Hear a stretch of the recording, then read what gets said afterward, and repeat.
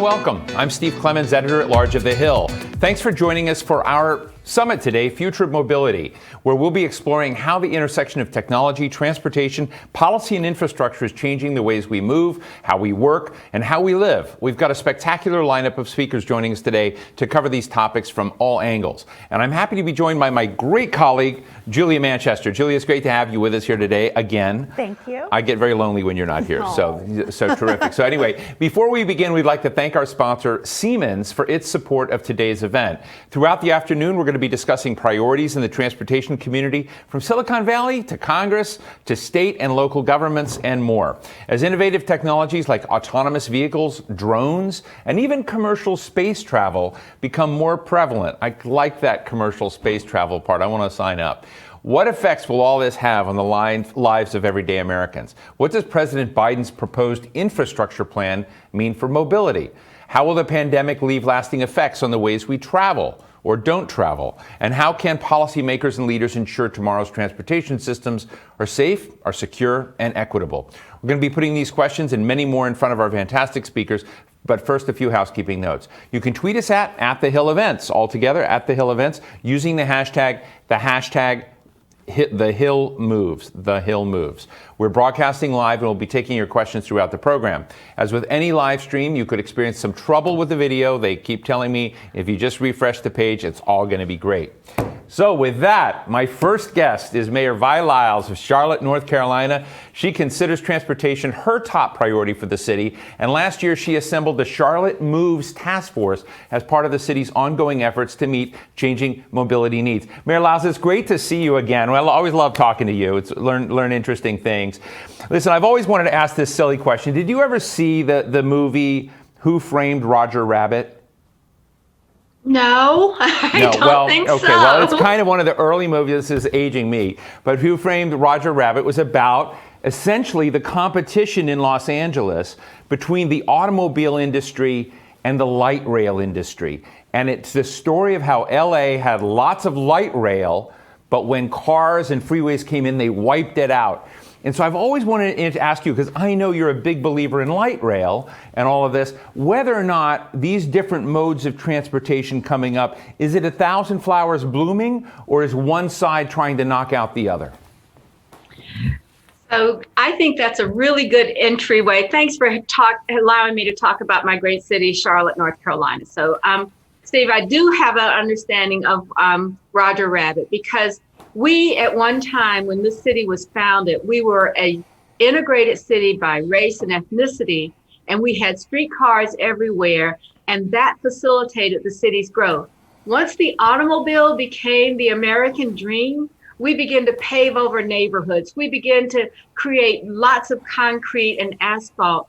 And then when that dream wasn't able to be funded, we had lots of orange barrels where we weren't able to complete major freeways that we had planned. So in some ways, we're fortunate that that funding crisis allowed us to stop and pause and to begin to think about alternative methods of moving people around our city. So I would say that at the end of the day, we are a little bit about like Los Angeles, and at the same time, we're not like them in that we hit that button of pause to allow us to develop different modes. And what's important in Charlotte right now isn't just the car, it's mass transit. Mass transit meaning light rail and also a better bus system. When you're in a southern city like Charlotte, often there is a stigma attached to riding the bus.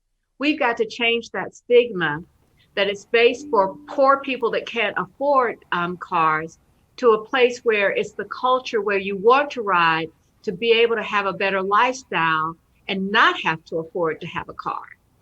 Well, I really appreciate that. I want to get into the Charlotte Moves Task Force in a minute, but let me ask you another, left field question. Many years ago, I interviewed one of your predecessors, Mayor Anthony Fox, who later became Secretary of Transportation. And he told a really horrible story of how infrastructure investment in that city, in your city, had divided communities, had left a lot of people on the side, had marginalized. And so when we talk about, division in this nation, we talk about racial tension. He says transportation is very much at the core of that. How as a mayor today, are you undoing the legacy of some of those decisions in the past that divided us rather than uniting us? Like any fast-growing city, Charlotte's the fifth fastest growing city in the country. We are struggling with that issue. Right now, we're addressing a comprehensive land use plan that addresses how do we eliminate the governmental systemic racism that was implemented in our city, where we created redlining to segregate neighborhoods. In our city, about 80% of our properties are zoned single family, but there's a marked divide between those communities of color and the white communities.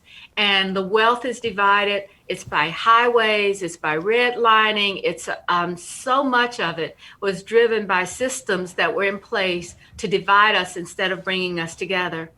Anthony Fox has continued to tell that story, and he does it very, very well because his grandparents grew up in an area where we ran a major interstate through an African-American middle-class neighborhood and said, this is okay. There were no sound walls. There were no mitigation. It was just, we're going to draw this line to make sure that we can delineate, no matter, it wasn't about wealth either, but to delineate by race. Now, I'm very interested in the Charlotte Moves Task Force, and you've talked about, bus lines, a number of things, but I'd love to just kind of get a picture and paint a picture of the future of where, Mayor Vi Lyles is going to take Charlotte and kind of look at what are the biggest new initiatives that you think are cool that we may not, see every day in Charlotte today.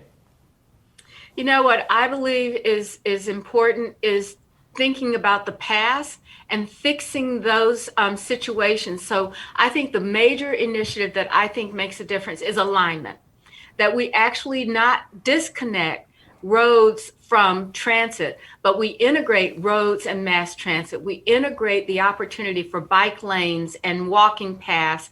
And my vision for our city is that you can have a home that you can afford, a job that supports you in your lifestyle, and that we as government provide ways for people to move around the city that would impact the way that we see our environment now.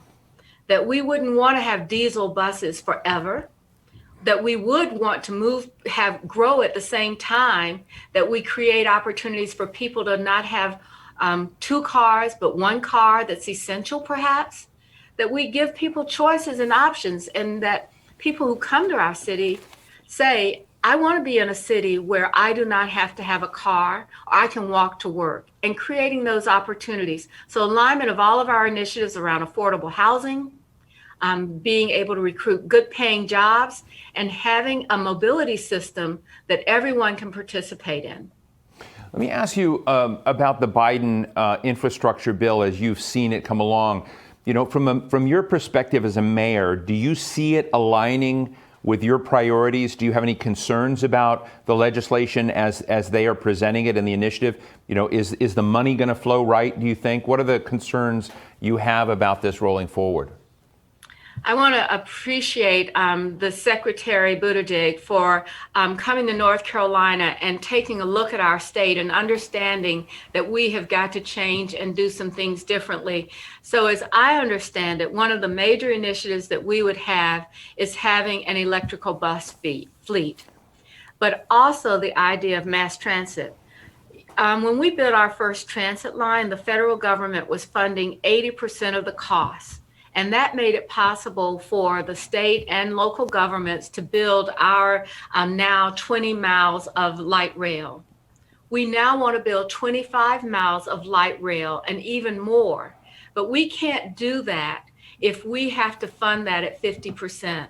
So my request in the infrastructure package, and something that I hope that the DOT and the administration will look very carefully, is to look at the amount of federal assistance needed while the cost is still reasonable, while we can still get things done without having the stigma of tearing down neighborhoods. And if we are given that opportunity at that 80% funding level for our mass transit, our next rail line, I think that you will see that cities like Charlotte can thrive after this pandemic. Mayor, another element, we're going to be talking to a lot of folks during this summit today, and I've done some pre-chats with some of them, so know where their head is at on some of these things. Like the CEO, Aisha Evans of Zoox, which is an Amazon-related automated vehicle, which they're trying out in Las Vegas and San Francisco. And I asked her, I said, why don't you just bring that to D.C.? And do you need D.C. to be a smart city? Do you need 5G? And she said, no, it's all internal, but we need understanding on the permitting side. We need cities to experiment with us and to allow. So I'm interested in, like, whether it's bicycles or scooters or automated vehicles. We're going to be talking to someone from UPS in a little while about drone delivery. How is your city and city council looking at these new developments? Are they leaning in on them and want to be permit friendly, or is there a kind of caution and they want to kind of watch how it plays out in other places? I think Charlotte has always had a progressive and a strong business environment. We're very fortunate that we have a partnership with our business community and our development community. And I think that's an indication. We now have an arrival from the electric vans that they're building for the delivery companies, for the logistics companies, and we are a logistics hub. Years ago, we actually made a rail yard from the coast to come into our airport. Our airport, we want to not only do passenger, but we want to do freight.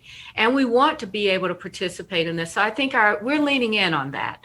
That's really important as a logistics hub for our region, that we do this. And we've done this in a planning way that we've talked about how do we move freight and how do we move and address this. I do think that one of our challenges will be that the gas tax is not going to be sufficient to accomplish the goals that we want to have of both funding the transportation systems and also meeting our strategic energy goals of 2030, reducing our carbon footprint. So I think a lot about what we're not doing things on a road. If things are going to move through the air, how do we actually have that contribution of the businesses that we have these air rights to? What's in the ground is now in the air. How do we manage that? And I think that's going to be a conversation local governments are going to have across this country. Oh, I love this conversation. You know, the other day I talked to someone I'm sure you know, Ann Finucane, who's the Executive Vice President of Bank of America, you know, which is headquartered in your city, about their goals in making themselves carbon free by, you know, I think it's 2030, and kind of looking at their whole supply chain, everyone they loan to, and kind of doing that down there. And just really quickly, how important is the climate dimension to the transportation choices? Is there a trade-off there, or do you think you can achieve climate and get a transportation revolution? I think we have to do both. They are layered together, that the way that we move around now does not create clean air. And if you've ever been in Charlotte in the summertime, you can see what it means to have a transportation system fueled by gasoline and diesel. We've got to change that. Our asthma rates, the healthcare disparities that came up during this pandemic are very real.